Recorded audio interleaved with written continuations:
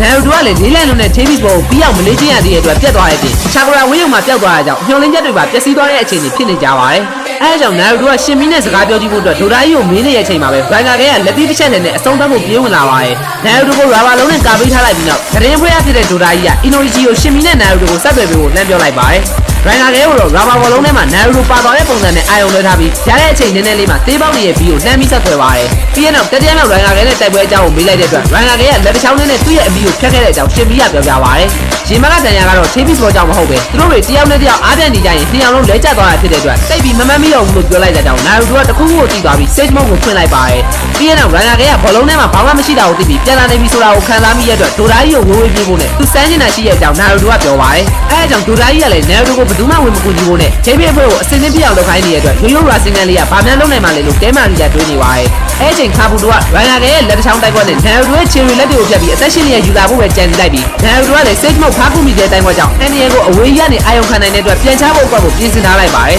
ပြီးရင်တော့ရိုင်နာကဲရဲ့လက်ညှိုးမထိခင်ရှောင်လိုက်ပြီးရာစင်ကန်နဲ့သူ့လက်မောင်းဖိနေမိလိုက်တဲ့အတွက်ရိုင်နာကဲကဒဏ်ရာဟောင်းကိုသူ့လက်နဲ့သူပြန်ထိုးမိသွားပါတယ်အဲဒါကြောင့်ပဲဒိုဒါကြီးကလည်းရိုင်နာကဲရဲ့ရင်ဘက်က